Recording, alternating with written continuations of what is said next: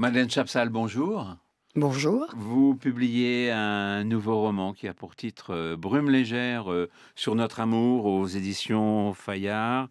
En quelques mots, je rappelle que vous êtes parmi les auteurs français les plus populaires et ce depuis de nombreuses années. Et tout le monde aime vos livres. Vous avez contribué à créer l'Express il y a de cela quelques années. Vous étiez aussi au jury féminin et vous avez publié effectivement, comme je le disais, beaucoup de romans à succès. Alors voilà, votre nouveau livre, c'est le roman d'un couple et vous parlez d'amour. Il faut dire que vos livres parlent souvent d'amour, Madeleine. Mais C'est quelque chose qui est très important dans la vie, dans votre vie, pas seulement dans la mienne, dans la vie de tout le monde. mais bien sûr, de quoi vit-on? De quoi naît-on? De l'amour. De quoi meurt-on quand il n'y a plus d'amour? Donc l'amour, c'est essentiel. Et nous ne savons pas par quel bout le prendre. Et justement, mes personnages dans ce roman, ils se marient, ils ont 20 ans. Là, ils commencent à arriver à la cinquantaine. Et d'une certaine manière, ils ne se reconnaissent plus. Ils disent, tu n'es plus la personne que j'ai rencontrée, tu n'es plus l'homme que j'ai épousé. Et tout le monde pense ça. Et il y en a beaucoup qui, d'une manière beaucoup trop précipitée, divorcent. Eh bien, ça va pas être le Et cas. vous n'êtes pas favorable au divorce? Non?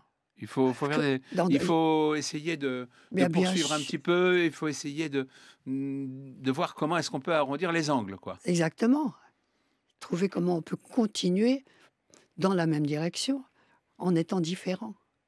Et peut-être en étant plus riche, plus complet, en ayant vécu plus de choses. Dites-moi, vous n'avez jamais divorcé, Madeleine Chapsal, non? Ah si, mais moi, c'était pour une raison très particulière. J'ai divorcé de Jean-Jacques Savant-Schreiber parce que, au bout de 13 ans de mariage, qui n'était pas long, pas rien, parce que je ne pouvais pas avoir d'enfant et qu'il en voulait.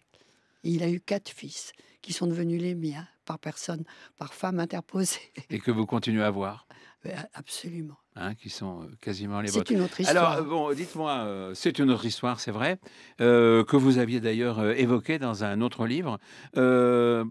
La question, évidemment, c'est de savoir comment est-ce qu'on peut, recoller les morceaux? Parce que finalement, ce que vous dites, c'est qu'on s'installe dans un train-train Oui. pendant 30 ans. Et on ne veut pas voir que l'autre change. Alors, il s'agit d'accepter ce changement, de l'analyser, de le comprendre, de l'apprécier. Après tout, on est avec la même personne et c'en est une autre. C'est Alors qu'est-ce qu'il merveilleux. faut faire? Il faut se parler? Il faut se parler, il faut avoir de nouveaux projets. Et là, ils vont en avoir, ils vont partir. Ils vont quitter la ville pour aller sur le plateau de Mille Vaches. Alors, expliquez-nous un petit peu, parce qu'il y a des destinations exotiques, il y a des destinations qui font rêver la plupart de nos compatriotes, ceux qui nous voient, les internautes, les auditeurs de France Info.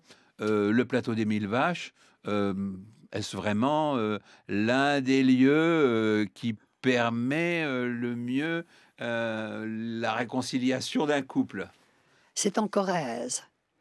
Et c'est, si on peut dire, la source de tous les fleuves de France, ou presque. Il y a, 1000 vaches, ça veut dire 1000 sources. Et c'est en même temps, il y a des tourbières, il y a des vaches, il y a des chèvres, il y a des moutons, il y a quelques fermes. Et c'est un endroit que vous connaissez? Très bien, ma mère y est née. Et chaque fois que je suis dans le Limousin, dans ma petite maison des Moutiers, j'y vais. Je m'y perds, je m'y retrouve. Il y a une faune et surtout une flore qu'on ne trouve nulle part ailleurs. Mais c'est secret. Il faut l'aimer, il faut marcher à pied. Alors l'idée du plateau des Mille Vaches, c'est que c'est désert, il n'y a pas beaucoup de monde. Mais là, vos personnages, Martine et Roger, ils vont rencontrer des femmes Ils vont rencontrer des gens divers. divers. Ils vont vivre pas loin d'un hameau. Ils vont prendre un chien, ils n'en avaient pas, qui ressemble à un loup. Et ils vont commencer une vie plus forte qui va leur permettre d'attendre l'inévitable, c'est-à-dire la fin. Mais la Alors, fin, dans ces les cas-là, personnages qu'ils les rencontrent et ceux à qui ils vont s'attacher, seuls peut-être, sont poétiques, sont des personnages poétiques, non? il y a une dame qui a l'Alzheimer. Et ma mère a eu l'Alzheimer. Alors, ça peut être très poétique, l'Alzheimer, parce qu'on est dans le présent. Ça totalement semble dans le curieux de présent. dire ça. Oui, mais je l'ai écrit ça aussi. Je Et l'ai pourquoi? écrit. Pourquoi ça peut être poétique, l'Alzheimer? Parce que les gens sont là, et ils sont tout à fait avec vous. Ils sont pas ailleurs, ils sont pas dans le passé, ils sont pas dans l'avenir. Et alors, ils regardent une fleur, ils regardent un fruit, ils trouvent que c'est magnifique, ils vous le font partager, ils vous tiennent la main. Je connais bien l'Alzheimer. Alors il y a aussi, un psychanalyste qui est là. Alors, elle va aller chez un psychanalyste. Et le psychanalyste va tomber amoureux, elle aussi. Ils vont presque fauter. Alors voilà, c'est le début des écarts, après 30 ans de vie commune? Je connais bien les psychanalystes et je sais comment ils peuvent se conduire plus ou moins bien avec leurs patientes. C'est encore le sujet d'un autre roman.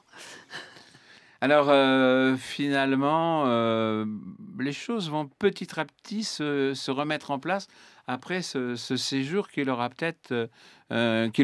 peut-être nettoyé la tête, non? Oui, tout à fait. On pourrait dire les choses comme ça, hein. C'est-à-dire que finalement, c'est un livre, marqué par un certain espoir, c'est-à-dire, on va repartir. Voilà. Alors, ils pensent qu'ils vont rester, peut-être pas. Ils vont peut-être rentrer dans une vie tentaculaire, comme disait le poète chanteur. Et à partir de là, c'est un nouveau départ? Oui, un nouveau roman. Il y a toujours de nouveaux départs? Il y a toujours des nouveaux romans. Merci infiniment, Madeleine Chapsal, pour votre nouveau roman, Brume légère sur notre amour, donc publié aux éditions Fayard. Je vous laisse retourner. Vous retournez cet été sur le plateau des Mille Vaches? Bien sûr, je penserai à vous. Merci.